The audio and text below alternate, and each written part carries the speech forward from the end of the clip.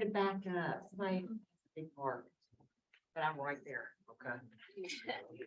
All right. Welcome, y'all. Welcome, guys. Sorry, I'm still walking in.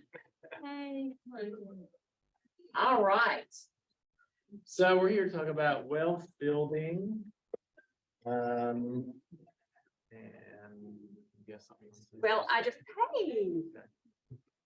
I'm just gonna ask maybe to close the door and.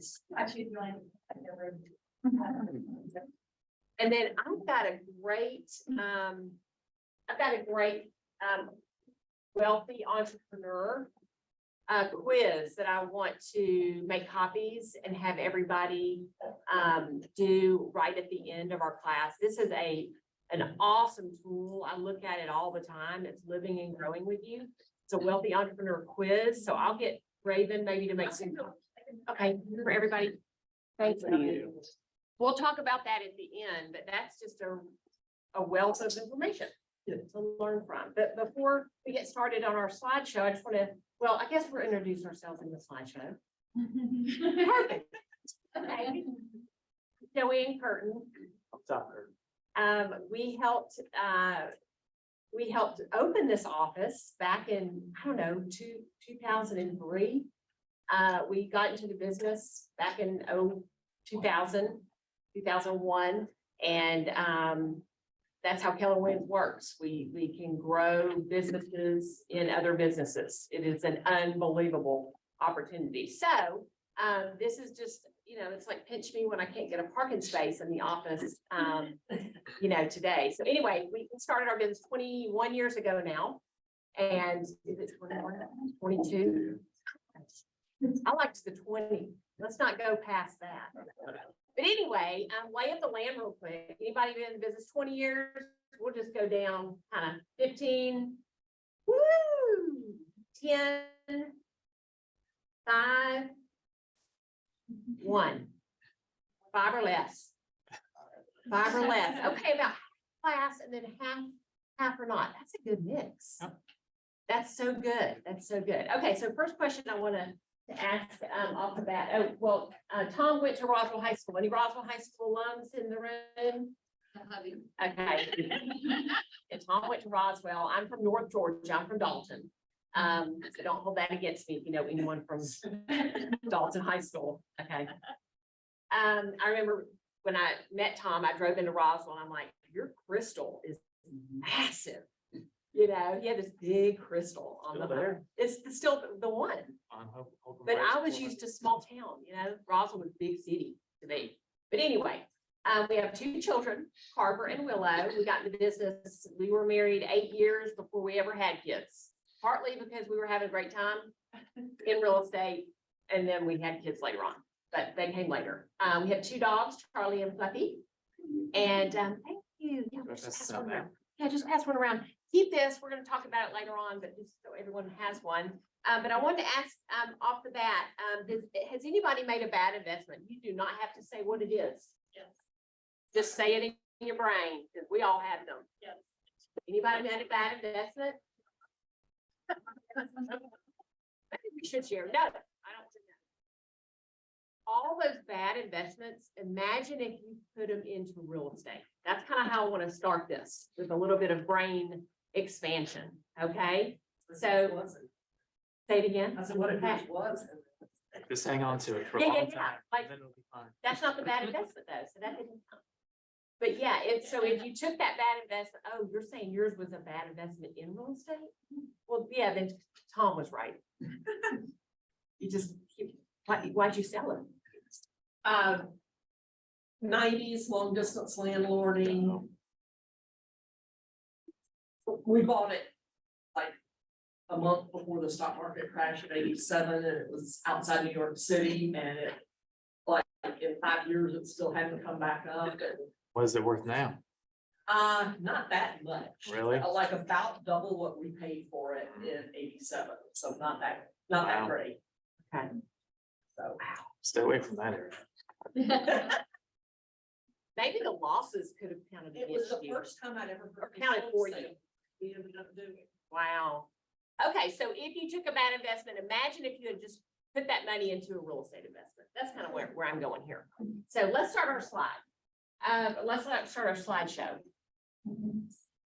Okay, so why wealth matters.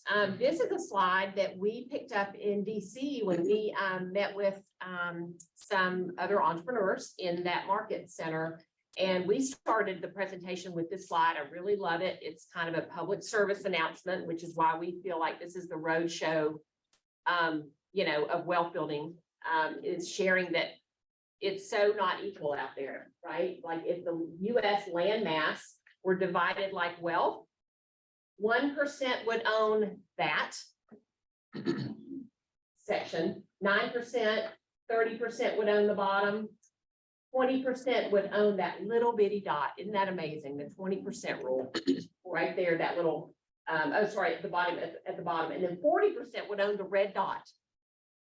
So it's like, let's go get our unfair share. Isn't this a great example of the unfair share? So I like this visual. Okay, Tom. Okay. Well, you can see probably better with your comments. So this was from a couple of years ago and just again talks about the state of wealth in the US.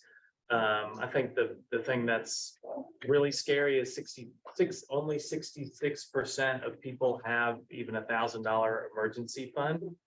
And 78% of people live paycheck to paycheck. So there's just a huge disparity. So this is a great book. Who's read Rich Dad Poor Dad? Reading it now. Okay. You can't read it not over and over. It's really good. We used to read it out loud to our son. I don't know if he really but we did. We'll find out. We'll find out. Right. Okay. But so Joanne was teaching, right? And this is back in North Carolina. We lived in North Carolina for a couple of years, and she read this book. I read the book, and we were like, we got to get the hell out of here and go do something. So it really starts with that mindset, I think. And Rich Dad, there's a lot of good books. We have some at the end that we're going to recommend, but I think this one's just foundational for kind of giving you, because there's really no how-to in that book. It's just all mindset and kind of the philosophy of why you do it. Well, and it's not about owning a business of real estate. That's the lever I chose to pull.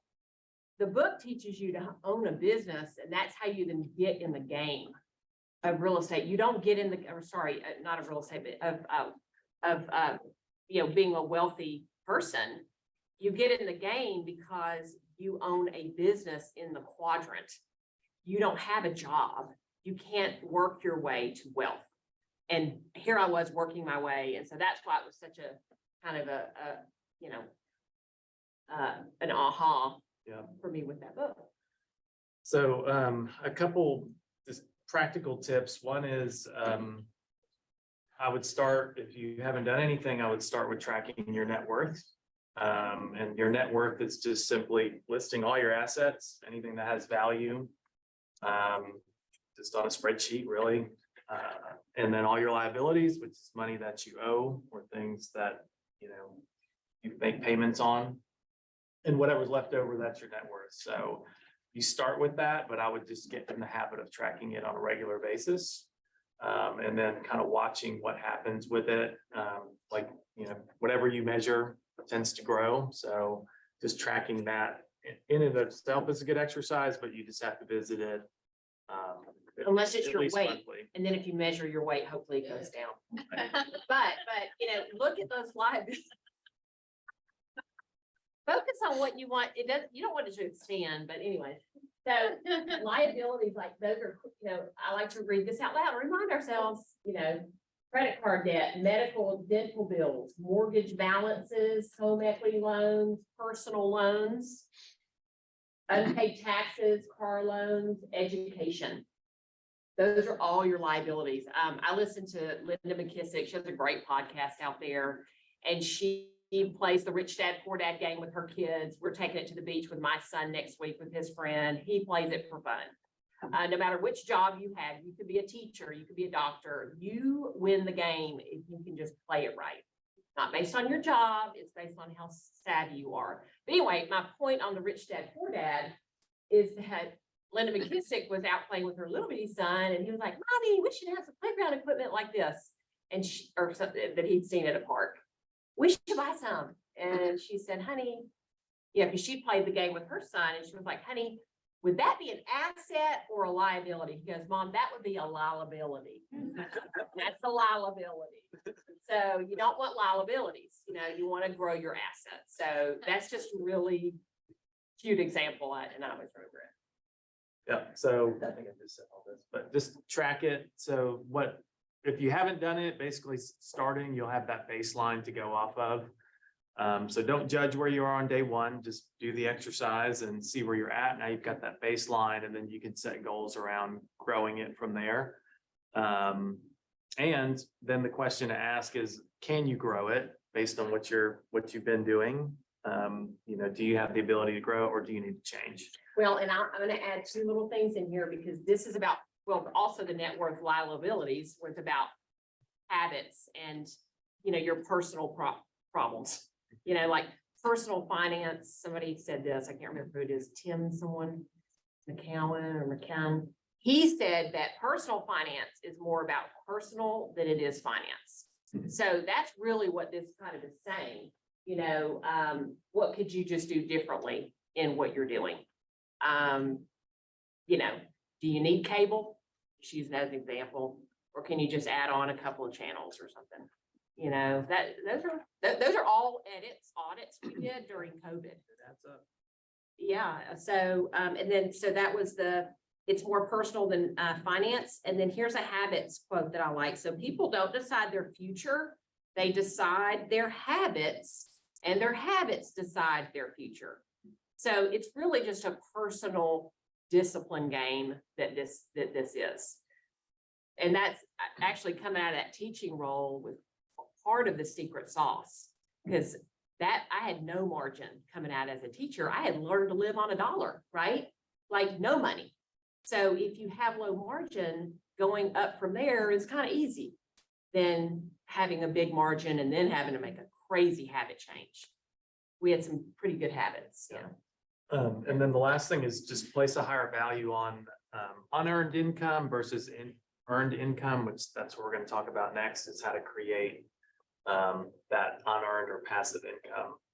Oh yeah, goal setting. So that would be step 2 once you do the net worth. If you have a partner, I would definitely recommend doing this with your partner, and doing it at least annually. Now, when he says this is the One Thing Goal Setting Retreat. Let's just be clear. That's a Keller Williams One Thing book. It's on the KU, Keller Inc. You can download it. We didn't go out to Austin and do this as a couple, even though they did the couples goal setting out there. We just bought it online. It was cheaper. And we did it on our back deck for our anniversary weekend and called it, our big 20-year. I think that was our 20-year kind of thing. And we just made a weekend of it. We told the kids, we're out here doing that stuff, and we made it fun. So we tried to keep them, entertained. And then we really did 3 days of this. This is a 3-day course when you're buying it. So whether you do this one or, follow some sort of model, don't just, well, take I it as recommend you this go, one. but this one's great. Yeah. I recommend this one. And it's, it's business, but it's also personal. And then you get clarity, and doing it with your partner, you get a lot of clarity and you get in alignment, which is important, right? Like your goals have to be aligned. They don't have to be, you don't have to want the exact same things, but you have to understand each other and what you're trying to do. Get out of your normal environment. We did it because this was COVID, so we just went to our back porch, but if you can go somewhere else, I think that makes a big difference. And then getting that clarity about the why of the goals, and what you want, is ultimately where you're going to end up. So yeah. So we had vision boards. Those were the vision boards up there. We made those, and it was good stuff. Okay. So there's something that you can do, the math equation that's called your wealth ratio, and that's your passive income divided by your monthly expenses. And your freedom comes from if that number gets to 1 or above, right? So if you've got enough passive income to cover your monthly expenses, in theory, you don't have to work anymore, right? You would be free to not work. But that's another thing that you can measure and keep track of with the goal, to try to get it to 1 and then continue to grow it above that.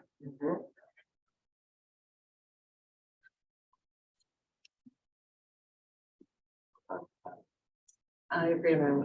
Yeah, so the lifestyle, so this is, Gary Keller always says, so your freedom number, consider your ideal lifestyle. So Gary's quote is that he'll always raise his lifestyle, but he'll build a bunker around it, like some kind of, he'll buy things to protect it and actually he'll pay for it. So he never has to give it up. So if he raises his lifestyle, then he'll just build a bunker around that. He locks in the income to pay for it. Right. Right, to where his active working isn't what's supporting his lifestyle. That makes sense, right? Yep. Yeah, so build a bunker around your lifestyle so you can keep it. And those protections also can be for insurance, so car, home, health, your house. So you take your monthly expenses, your fixed expenses, multiply that times 12, and then add that ideal lifestyle costs of what you want to get to, and that would be like your ultimate freedom number. So this is the awakening piece, that you have, and I'm not going to go through this quiz just yet, but the quiz that you got, I didn't expect her to print that on color, but it is good, isn't it? So so that freedom, look at the literacy. It's the literacy. What does it say down there? Financial literacy. Yeah. So financial literacy is really why we're here, because we value freedom. If you don't, then you're the pink, and you just don't believe freedom's possible and there's no need for it, or it's unattainable, right? You're obviously on a continuum to get there. So a freedom number is to get you out of the pink and slap you a little bit on the face and say, there is an opportunity. Let's go down the continuum. I mean, people's families, I grew up in a family where it was a pink world, you just got to work it. So that freedom number should be your first step to moving across the continuum to realize, okay, how can I make this bigger? And, we started investing in real estate thinking, how can we just be positive cash flow on a rental? Oh, that sounds funny. How is that? Logged into the same. I've logged into this. Yeah, so it becomes a game. So make it a game. We learned real estate of buy a property, even if you're in the hole, because eventually you'll get paid for it. That was kind of how it used to be. Well, it is now, but it wasn't 10 years ago. We were teaching people, they were making $300 on closing table. But we learned how, if you're in the hole, it's still okay. And I called the instructor one time and said, if we're not in the hole and we're making money on day one, is that like a problem? Like I thought I was doing something wrong. But anyway, so the point is, like, find out your number. It should be shocking, and make it a game. How can you increase that over time? Okay, this is great. Y'all seen this before?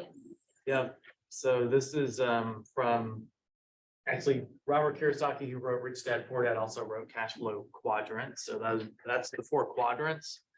And the idea is to work your way from really into that I category, ultimately that investor category, where it's completely leveraged and you're not trading your time for money anymore. You're trading your money for money, right? So if you're an employee, you're trading, all you're doing is trading time for money. As a self-employed, which, if you're a solo real estate agent, you're really self-employed. So you're still trading your time for money. You're just doing it on your own terms.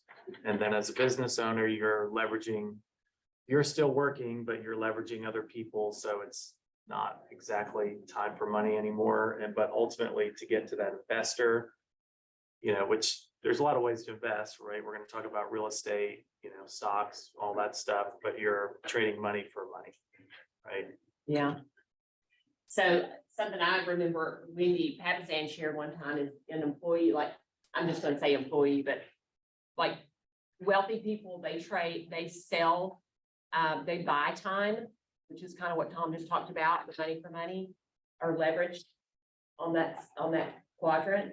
So wealthy people will buy time and the poor people sell time.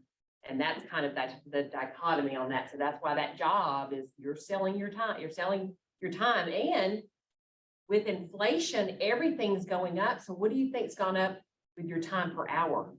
It's actually appreciated more than eggs, whatever else, is appreciating.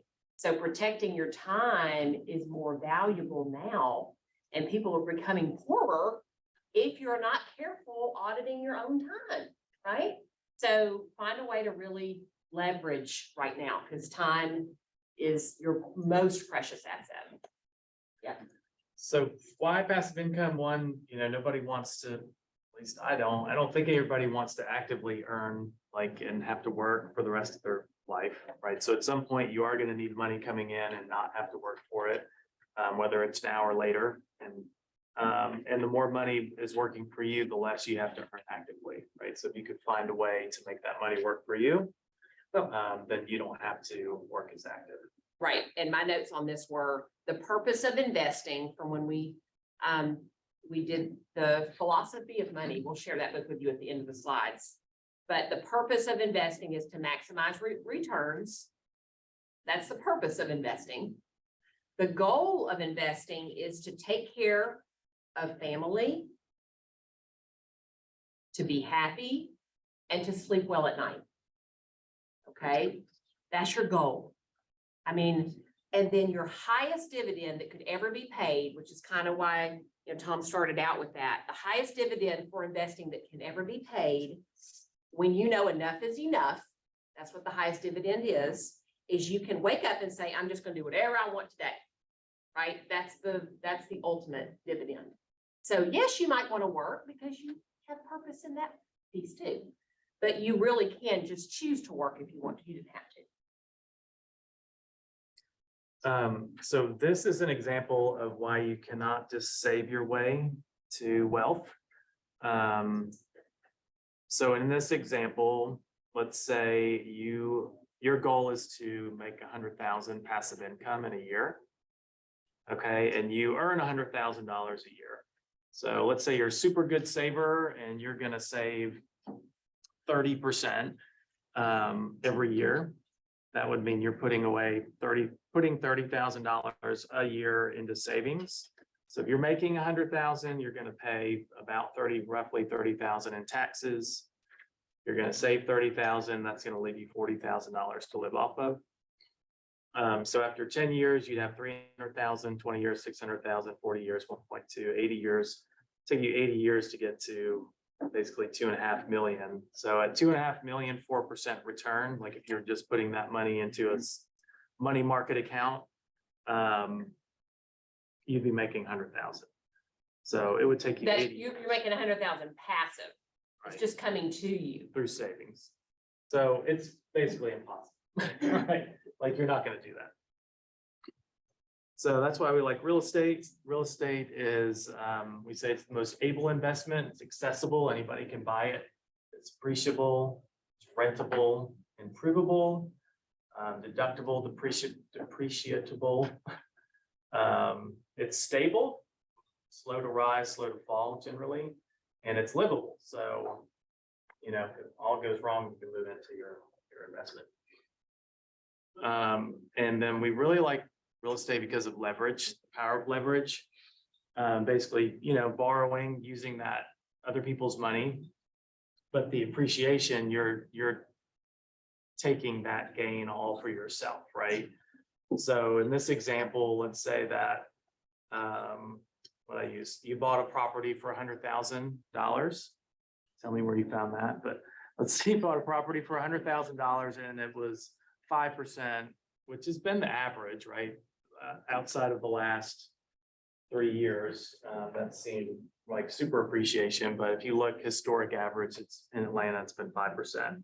So if it goes up 5% and it's 100,000, you've put 20% down, so you only have $20,000 of your money in that property, and it goes up 5%. That means you've gained $5,000 on $20,000. That's a 25% return, right, on your money. So that's why we like leverage, because you're leveraging that appreciation through borrowing. Right, so if you were to make that same amount of money in a mutual fund, right, average mutual fund returns 10%, you'd have to put $250,000 in a mutual fund to make that same return, right? It's just a big difference. So we also like real estate because it provides cash flow, which is your passive income. At the same time, you're getting equity buildup and you're paying down the debt. So it increases your net worth. That's one of the things, like when we update our net worth tracker, we get our mortgage statements and the mortgage is always going down, right? Tenants paying that down, right? It's a little bit over time. It's not fast, but it's steady growth over time is really so it's what I always say about real estate. It's not the fastest, right? There's a lot of ways you can make money, but real estate's, if you just do it, it's guaranteed, right? Like it is a proven method to build wealth. Yeah, and if you don't look at it, which we so have not over time, but we were looking at it, before 2020 more. And I remember selling my mom's condo and I was looking at what she got and what people were renting for. Then we helped somebody rent in there and we're like, what? And then we looked at what we were renting properties for and we were like, wow, we're running a nonprofit because these rents are low. Right. I'm telling you, and we had not raised our rents and I couldn't tell you how long. And we were like, what? I mean, so your money should be working for you. You don't work for your money. It should not be the other way around. So we really had it kind of upside down a little bit. Right. So this is kind of what happens, right? Over time, you just have that price appreciation while you're paying the mortgage down, and eventually, your equity just increases naturally with normal appreciation, but you're paying that debt down, right? So it just looks like that. And then same thing on the rent. If you're doing what you're supposed to be doing, your rent's appreciating and you're raising those rents over time, right? So you've got, that in combination where your cash flow is just going to keep going up, because that's the beautiful thing about your mortgage is it's fixed, right? So. Right. And Gary says when you buy a house, you're locking in your cost of living. You lock that in, like when's the best time to buy a house? Today. 5 years ago. Get good at that. Say it's 5 years ago. Best time to buy a house was 5 years ago, because everyone can go 5 years back. But today I can't, what do you mean today? But 5 years ago, I should have bought everything 5 years ago. And, that's a good one. So, where was I going with that? Well, since we can't go back in time. That's why I Do said it now. today. Oh, right. Right. No, but I was gonna say something before that. I think it was, locking your time, locking in your cost of living. Because when a tenant moves out, which we have tenants moving out of properties right now, we are already increasing the rent 5%. I mean, make sure your rent is increasing because cost of living is expanding. So every time that renter moves, they're increasing their cost of living. Buy a house, lock it in, and you're good. You can lock your cost of living in. So that was a big message from Family Reunion from the vision slides. Yeah. So there's another way you can create passive income. At Keller Williams, we have a thing called profit share, which hopefully all of y'all are familiar with. Anybody profit share in here? Get a check? I don't care if it's 11 cents. That was my first check. Huh? Yeah. So what's great about profit share is that there is no financial risk, legal risk, down payment, or tenant calls that come with that. So it's available, it's an equal opportunity for everyone to be able to tap into it. It's funny because we were measuring our passive income, and this was when we first started, we were with Coldwell Banker, and then after a year and a half or so, that's when we came over to Keller Williams, which is pretty new to the market. But we didn't join for profit share. We didn't really even understand it. But eventually we got some profit share checks, and then we were measuring that passive income number. And we, at that time, I think we had owned like 3 properties, and we were maybe netting like 500 a month, maybe. But our profit share checks were like 600, 700. I'm like, we bought, like how much money and how much time did I spend on these 3 houses? And Well, yeah, on those, but then on profit share, we didn't put any money in, didn't have to visit it, didn't have to close, didn't have to go to the. I mean, it was really crazy, and that's when we were at East Cobb incubating at the time before Roswell was even here. And I remember Sarah Fair, she wasn't even at the meeting to receive her check, but she received $2,500 profit share check, and I was like, what? I mean, I don't think I listened to anything in the team meeting except that one number. Like I popped up, and I was like, what is that? And that's for a month. that was just 1 month. That wasn't her year to date. And I was like, oh my God. So I'd never forgotten that moment. And then when our profit share went up, then that became the game. Like, how can we play that number? But anyway. Well, and what it looks like, this is just a graphic of it, but it's like that hockey stick, right? So it doesn't, because if you're doing in your recruiting, I think Mo Anderson said, the magic number is 12 people. If you have 12 people on your first direct line, You influence 12 people. 12 directly. people, then Yeah. Time just grows it, because those people, some of those people will grow it under you, and then it looks like that hockey stick. So we kind of saw that after a few years, like all of a sudden it just shot up, and we'd get our statement and we didn't know 90% of the people on there. We're like, wow, Yeah. where all these people come from? So we didn't know that, but what was her habit? So what was the habit we did control? I'd go to the closings, Tom worked at the closings, but I would go to the closings and I would say to the agent across the way, like, why aren't you with Keller Williams? Kind of make her, and that's kind of what I did. I mean, I like to say, why aren't you with Keller Williams? And then they were like, well, I don't know. Nobody's really, why should I be? Well, and I never had an answer of why they should be. I just, hey, let me have somebody call you and pretend like I had a plan, but I had no plan. It was just my team leader, right? And that's how we grew this office from 40 agents to 40 agents so that we could be staying at the real office, because we started with this review. Yeah. So that was my little habit at closings. You've been amazing. Why aren't you with us? Mhm. Come on. And that was kind of what I did every closing. Didn't give them the book, but that would have been nice. That would have been nice to do that. Okay, next one. All right. This came from Gary Keller in Family Reunion 2021, the 7 traps between you and financial wealth. They talked about number 1, not knowing your freedom number guarantees unhappiness. So like once you know that number and you have something to work towards. And then comparative wealth is a loser's game. So there's always going to be somebody with more. So I agree with that. I mean, it's not about other people, it's about what's important to you. Right, and you should take your signals from people that are running your play. Okay, take a signal from somebody on your long time play.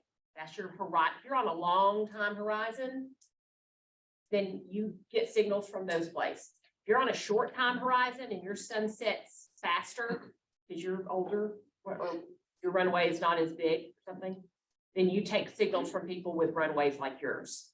Okay, so there's different people to try to get in your sphere. Tom's teaching a quantum leap light. What day is that? Clear vision. Not to quantum leap. I'm sorry, I thought it was, a career visioning light. I'm sorry. It was career visioning light.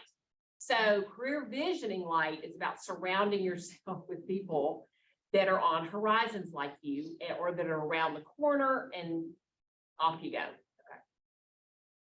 Number 3, failing to follow a plan leaves wealth to chance. So creating that plan. See, you have that flyer for Brett Tanner. Is that Brett Tanner's class?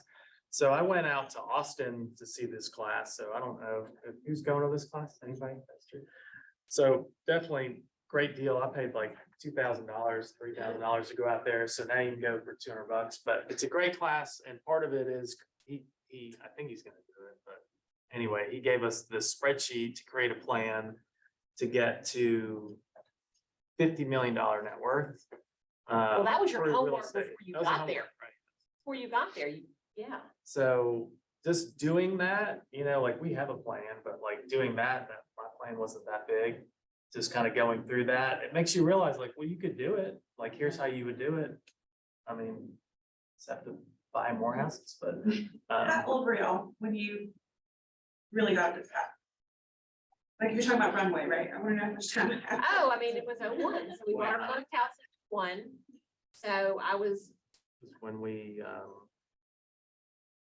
when How you got old her, was say, 26, 26, 26, 27, 27. we probably bought our first investment property when we were 29, 28. Yeah, there's a stat in that philosophy of money book that says, in your 30s and 40s, most people actually have money to invest. But the irony is that it means more if you're in your 20s and 30s to invest.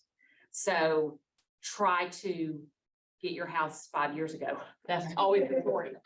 You know what I mean? Like always. So, but if your time horizon is shorter, people have come to our investments class, not for realtors, but we do one at our office for clients.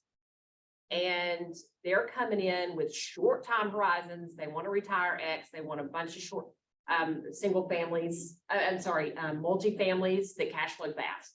They don't care about appreciation. They just want some income so they can travel the world. That's kind of stuff, but then you look up to someone like you're asking us, how old are you? No, don't do that. Okay, perfect. So, perfect. I was gonna say, I'm teaching my kids now, so they're excited, they're ready to get investing as soon as possible. It's So, awesome. already talking about buying the first house, how they're gonna buy the first house. It's great. Yeah, that the kids, and we played cash flow with my son, the first time during COVID. Him and Willow, oh my gosh, I'll call him question in a minute. But when we were playing cash flow, it was so sweet. Like, I think Tom won, Tom always wins. And I'm trying to help the kids with their math, and he's just out there trying to win the game. And I don't pay attention as much as I probably should. But there is an app. Do you have this game with your kids? There's an app now that goes with the games. You don't have to do the math. The app is in the math. I use that. Or the math is in the app. You just go to it and say, I got this, and here's my job, and it does the math really fast. You can move around the board faster. So there's an app, but anyway, my point was when we got out of the game, my son's like, is that it? Is this how like it works, the world? And he's got that real overarching kind of brain, that expansive. And I said, yeah. He goes, I mean, he just thought he had found gold. You know what I mean? He had figured it out. And little Willow, she was so young, she was playing that game, and she had picked up a card, or she had picked up a chance card and said, you have a baby. And she goes, huh. She had to add like now a child on her card. That's gonna add to your liability, the big liability. And so she goes, I kid you not, she goes, can I give this kid up for adoption? I lost it. And I mean, that was just the funniest thing, and she's like the most humanitarian of our family. That would never normally come out of her mouth. And here she is just trying to win the freaking game. So cute. So I have a question. So when, And let me not forget your question. Go ahead. Go ahead. so when you purchase your first house, that is your like primary need, right? And then after the first resident, you purchase the investment property. Right. That's how you build. You don't have to buy your first house first. Some people buy the investment house first. Because my But you older one, she just purchased her first house at age 25. Yeah. But then if she wants to build her wealth, so that's how she can go. That's exactly how it goes. Yep. Yep. Yeah, I don't think we get into this, the first property we ever bought, but it was just a friend who we knew was renting. And then the owner of it was like at a party, was like, we're all friends. They owned it, he rented, and they were like, I don't love that place. We're like, well, that's so funny, because we were gonna ask you if we could buy it from you, because we don't want him to have to move. And he was like, that works. And so we made him an offer and we bought it, and then our friend rented it from us, and that's how all that worked. So it was a little bit of a network, you know, people want to sell. There's hassle. They were at an older stage and wanted to travel, didn't want to deal with this property, and we helped solve a problem for them. So, I'm sorry, did you have a question before we? No, it's just back to your point. We bought like 12 years ago and when the market was a little down, but now we feel like we're much older. It's just not enough cash or something for us to get back in the game. So, you know, when you're younger, you're definitely willing to take the risk, and we just didn't have any money. Whatever money that we get, we put in properties. Yeah. And now we're thinking about vaccines. Tricky, yes, but sometimes there's, you know, that way. Other ways to do it. Fantastic. Number 4 is on track dollars lead to dumb money. So that would be net worth, tracking your net worth. So you can see how that works, but also having a budget, right? Knowing where your dollars are going every month. Not engaging good advisors. So, you know, CPA, estate planning. I'm mixed on financial planners, because I'll tell you this, they generally discourage you from investing in real estate because they make their commissions off you putting money in the market. So there's a conflict of interest there. So I don't personally use one, but I think a good CPA can help you with a lot of tax strategies. Go back and what's an example of dumb money? Because you kind of glanced over that one kind of fast. Untracked money, what does that mean? I mean, I think with doing the budget, right, knowing where all your money's going, like you talked about cable and the things like we cut during COVID, when we looked at all of our expenses and went through our credit card bill, and we're like, what the hell is this reoccurring charge? We don't even know what it's for. Like, we discovered some of those. That's dumb money. Yeah. Like, we're just not paying attention to it. Right. So. Yeah. Okay, good. It's mistaking knowledge for mastery. So I think what that means is, there's a lot of people that have YouTube channels, and then like you can listen to somebody and then all of a sudden think, well, they got it all figured out. And then just start down that path. But, I think you just have to really put your time in on learning, and not look for the shortcut. Like, I don't know. Well, for example, my son showed me a TikTok video of some guy just wearing a ball cap, sitting in his desk, and he was timing. The day trade. He wanted to know how he could be a day And trader. he was showing how he's figured it out and how he day trades and makes money daily. And so here's my son needs a job, and he's thinking, hey, this sounds like a plan. So that is crazy how, that's, the kids are like, well, I can time the market. Yeah. Yeah, I mean, that kind of goes with number 7, the unchecked optimism. I mean, that assuming that things are always going to go well, assuming everything's going to go up, you kind of have to have some margin built in there for the unexpected, and reserves, right, for the unexpected. So these are our 6 steps to getting started. Need to make that font bigger. Sorry. So small. So we talked about the goal setting. So that would be the first step, I would say. It's time block when you're going to do that, and set some goals. Second one would be to track your net worth. So you have that baseline, and then also set a freedom number. So remember, that's 2 different things, your net worth and your freedom number. Number 3 would be to regularly track your results. So for me, when we do our net worth, the cadence with it is we get mortgage statements, and then I go in there and I update it, right? And I like that because That's a habit. That's a it's good a habit. habit. Mortgage is going down, our net worth goes up. And then I'll update the other stuff on there.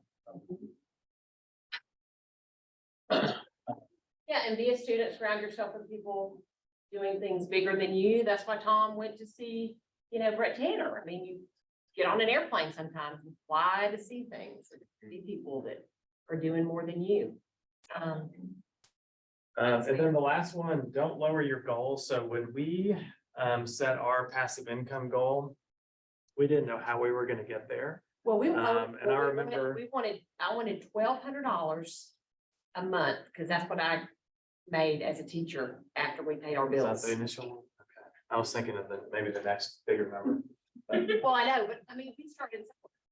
And I was like, wow, I could stop teaching if I can just make $1,200 a month. You can so make, you can spend a lot more than 12. So then it became like a spending problem. But, yeah, That's our current situation. that's the current point. So, but. Well, but what I meant on don't lower your goal is that, like that passive income, you don't necessarily know how you're gonna get there, because you might be looking at the number and thinking, how am I gonna make whatever the number is per month? But that's where like, then we started making profit share and some other things, and then we hit the number, and I'm like, well, I didn't know that's how it was gonna happen, but. Yeah, there it is. never, So I think never there's worry something about the how.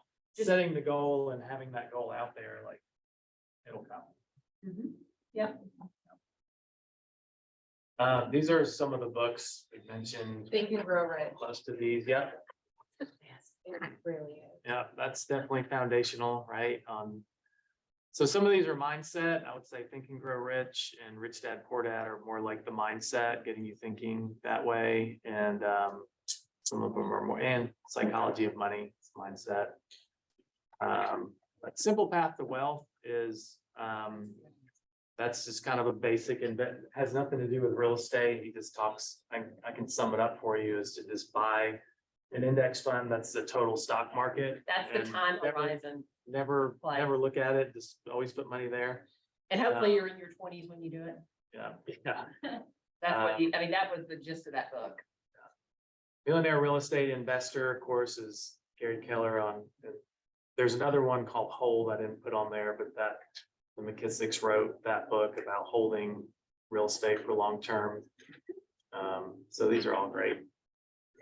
Yeah, their goal in that book was always 15-year mortgages, 15-year mortgages, 15-year. That's how they did mortgages. it. That's their form. And now they're not so much recommending 15-year mortgages as 30-year mortgages. They're still, because now it's down. They did it, Try to- they did that. So part of it was psychological because they had a spending problem, if you remember. Well, they were in debt by So- $60,000. so Or 15 $600,000. 15-year mortgage is a forced savings too, right? Mhm. So it kept the money out of their hands to do it that way. So I don't know that, I don't recommend it unless you feel like you need that forced savings.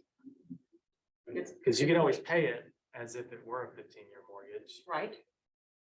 but have the flexibility to pull that back if you need to. And then also, if you pay your mortgage bi-monthly, have it auto set up, go to your bank, fill out this form, make sure it's correct. You have to do it 2 times, I did. And fill it out and make sure you're paying your mortgage every 2 weeks.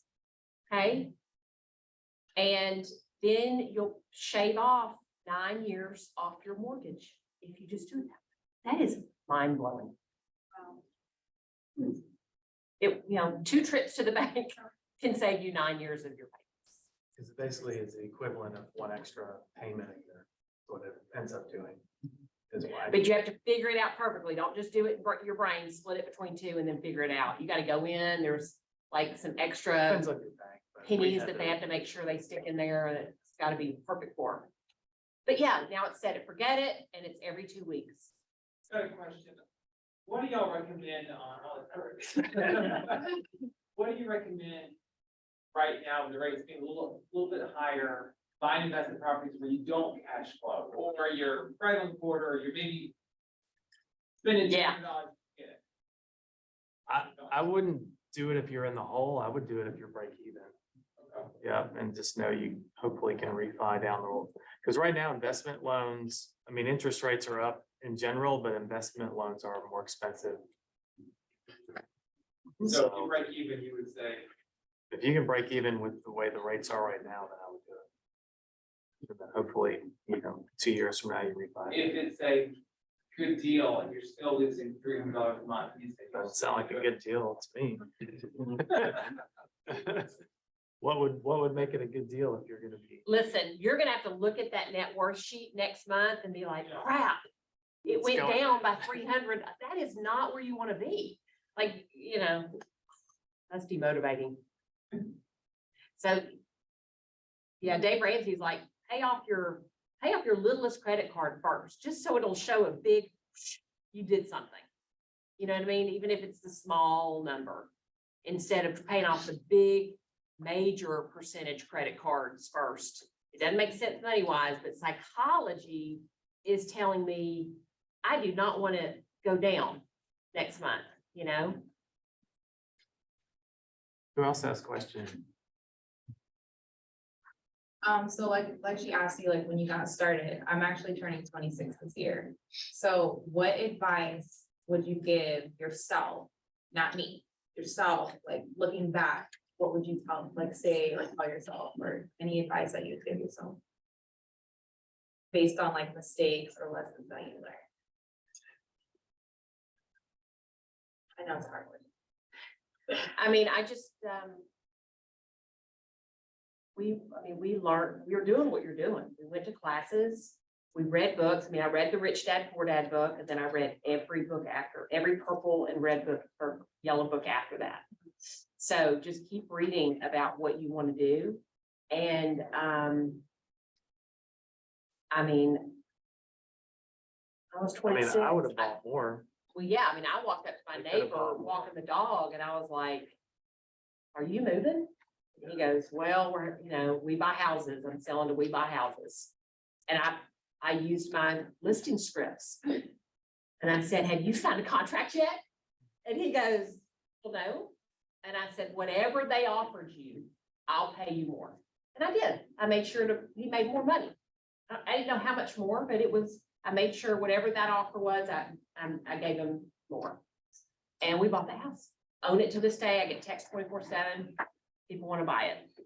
Yeah, I have a question. So for the beginning and maybe now, what kind of financial loan products did you leverage? Or did you just go with the residential kind of approach and then you built?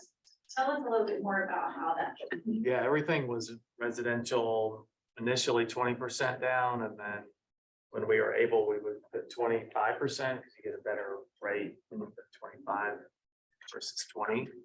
But then we actually bought a commercial building where we are now on Canton Street. It's two buildings.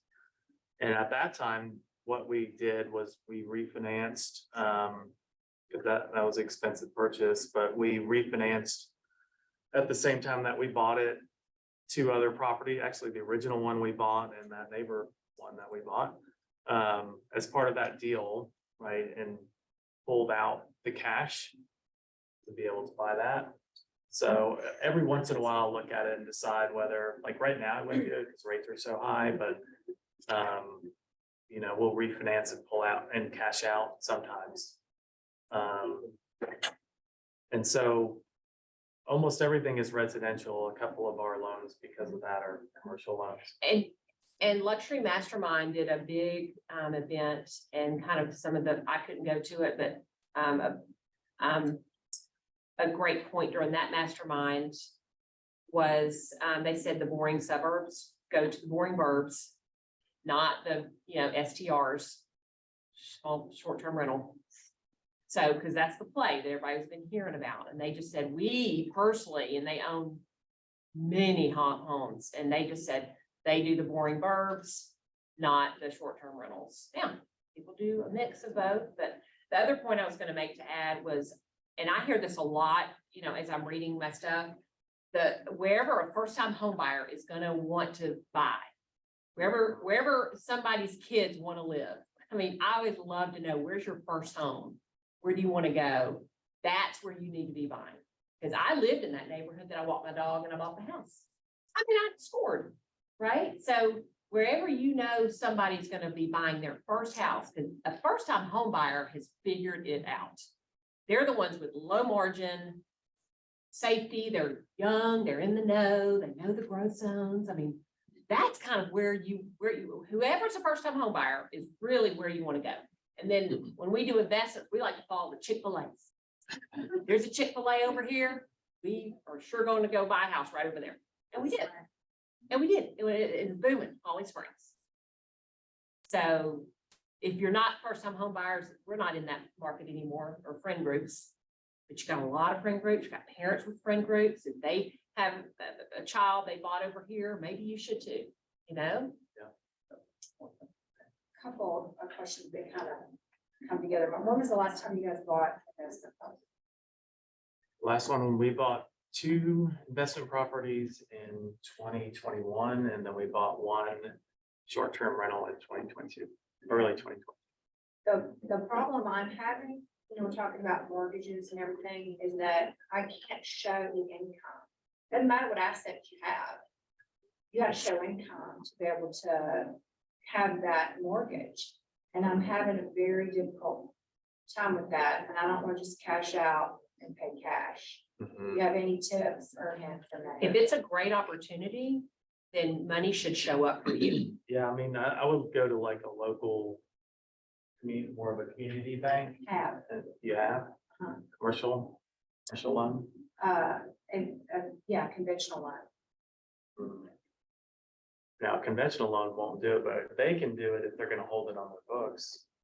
So it could be like a commercial, they would just hold the loan and service it, so they make the rules on whether they. Conventional loan, you have to check all the boxes, Right. right? So. So who would you recommend? Because I don't know where to go.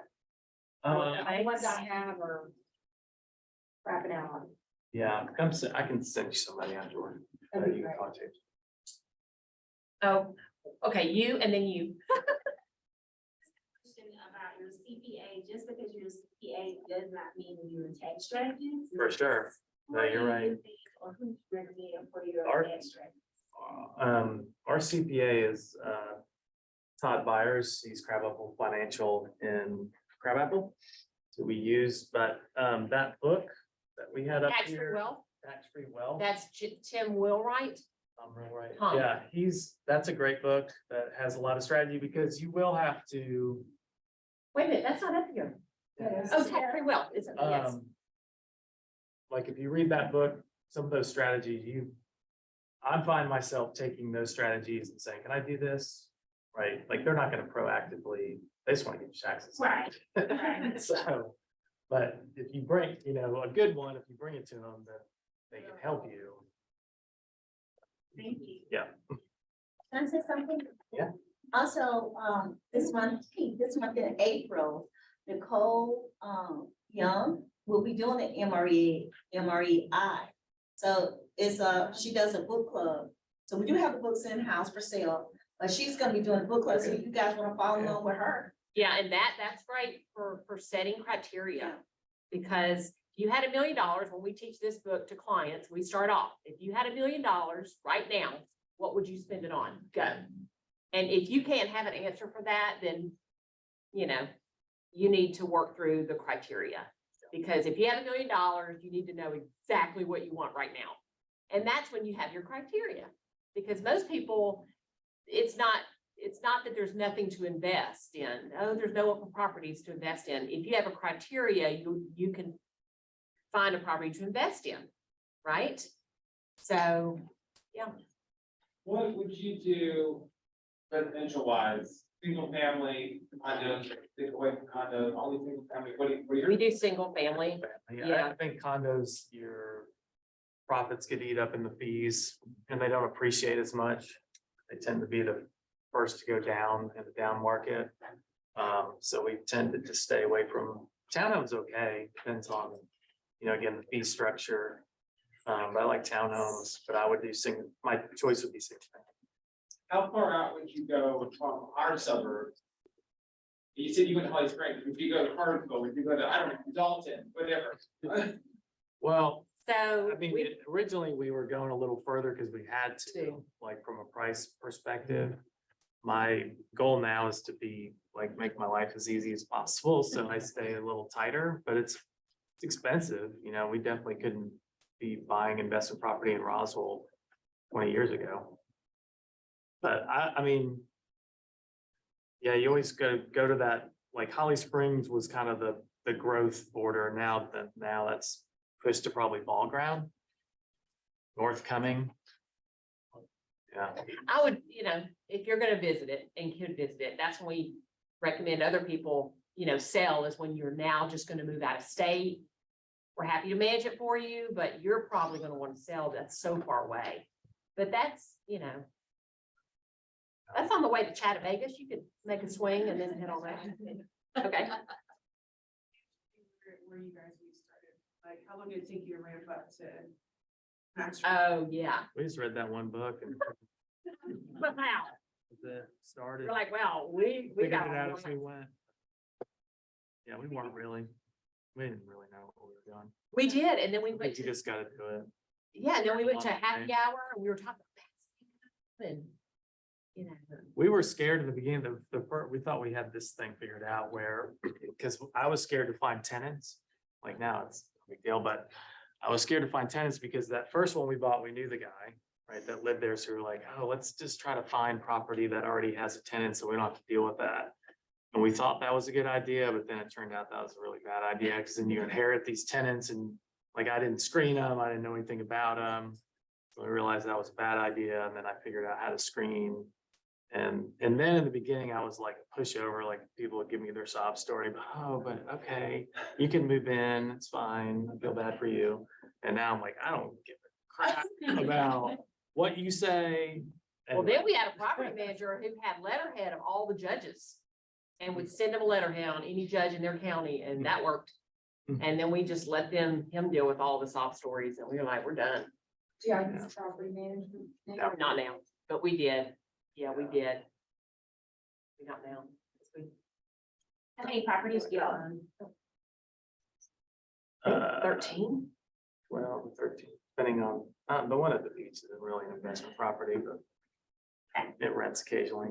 That was a good But story at the Just time. write checks. Second home is always fun to say. It's an investment home, Yeah, no, it's not. but it's really for personal use. Yeah, it's personal use. Y'all had great questions. Thank you. All right, lastly but not least, it's this quiz. Okay, so the quiz, the wealthy entrepreneur. Yes, we do. Yeah.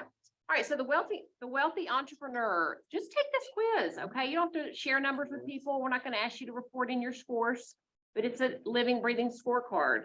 And everyone's on a different place with it. But it really is a great gap analysis, okay? Do this gap analysis for yourself and find out like, oh my gosh, bye, thanks for coming. And be like, where do I need to grow? And try to find someone that is above you in that role, okay? Or ideally at the very end of that role. And those are the mentors and when I say mentor, it could be a podcast, it could be a book. It doesn't have to be somebody here. But try to listen to somebody, YouTube, find someone that can help you go to that higher level. If you don't know, ask team leaders, market centers for some things. But I really do love that. And Tom is doing the career visioning class in May. What day? Or what month? Oh, it's in April. So the career visioning is in April. Let me just recommend that class. If you want to get to the end of the, they do it, not I do it. What's it called? Career vision, like how to build a team the right way. Well, I know, but what's it called on this quiz? Think they, not I. So career visioning is think they, not I. So if you want to get out of the job quadrant, that career visioning class is the fast track over there, okay? And every class you ever take should be developing you on this chart. And thank you for coming to this one because y'all are really moving forward there. Okay, but there's a lot of other classes that fill those other voids of your gap analysis. So anybody a perfect 10? Anybody a perfect 10? Yeah.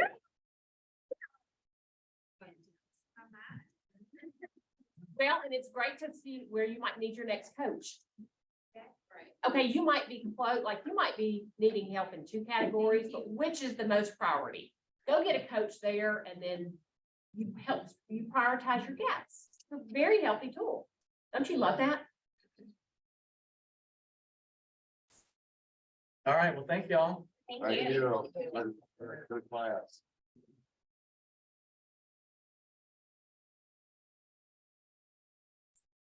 Not well free, tax free, whatever. Tax-free wealth.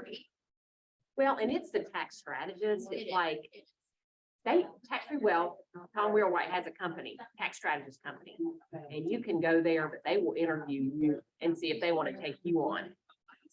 And then you make application and you have to wait and see if they accept you. That's how that works. Our coach, works with them. And she was waiting, she thought she'd sign up and he'd be like, welcome aboard. And she was like, I'm waiting to hear if I'm even in the club. Wow. And I was like, we should actually all do our business this way. Yeah, no kidding. You know, like, let me let you know if we're gonna accept you into our club or not.